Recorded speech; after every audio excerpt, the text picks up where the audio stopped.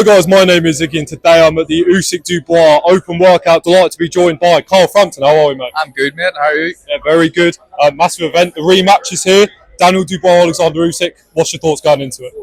I think it's a really good fight, a really interesting fight. Obviously, we know what happened the first time, but since then, I mean, you have to say Daniel's a much better fighter. He is on a great run of form. I think he fights off confidence and he performs better when he's full of confidence, which he's full of at the minute. But I just think a lot of people are talking about Daniel's form. No one's really talking about Usyk's form. And if you go back to his last five fights, has been, I think it was Fury, Dubois, AJ. Yeah, it's not a bad run. So Daniel has a chance, of course he does.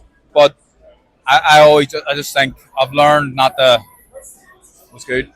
Learned never to back against Usyk. He figures them out.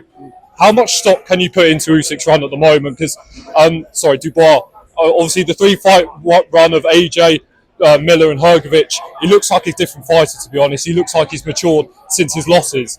How much can you put into that against a pound-for-pound great in Usyk? Oh, well, I mean, he has got better. It's clear to see. I mean, the Hrgovic and well, all them three fights were three massive wins for him. I'd say probably went into each of them as an underdog. And he done the business and got the wins.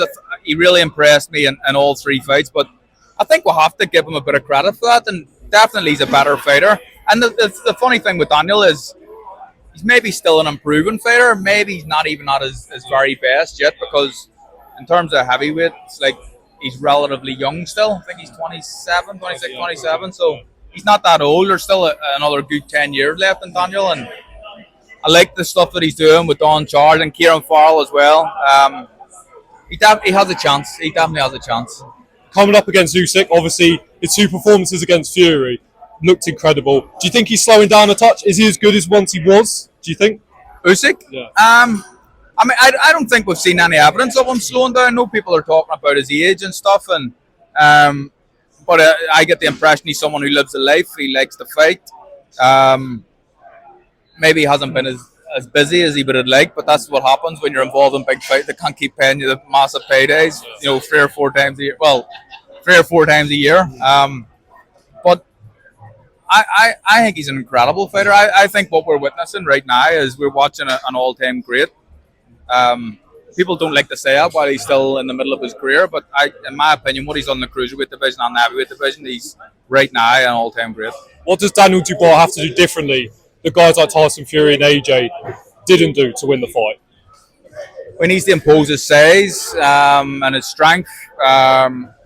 He needs a high output as well. I think there'll be a real battle for the centre of the ring. Both guys will want to claim the centre and not want to give an inch. So I think that's important.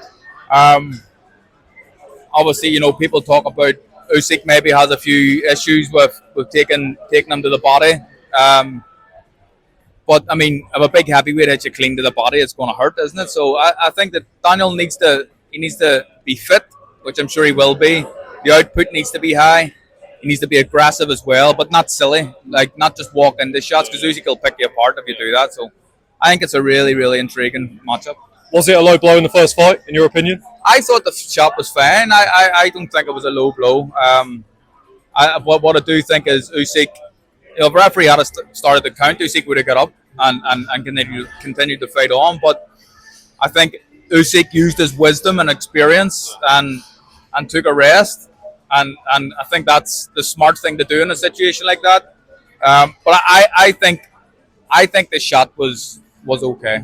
And for yourself, obviously, gone from being a former world champion, you're now in the media game. Just talk to you about what it's like for you at the moment, covering some of the biggest fights in the sport right now. I mean, life's good, mate. I can't really complain about it. Boxing's my game. It's the only real thing that I can talk about in any sort of length or depth. And I'm lucky enough to have a job now at the minute with the Zone. It's going really well. I'm getting to travel the world and see some of the major fights that's happening right now, and I can't really complain, mate. Life's good at the minute. Living the dream. Living the dream. For DAZN, TNT, Queensbury, they were with TNT.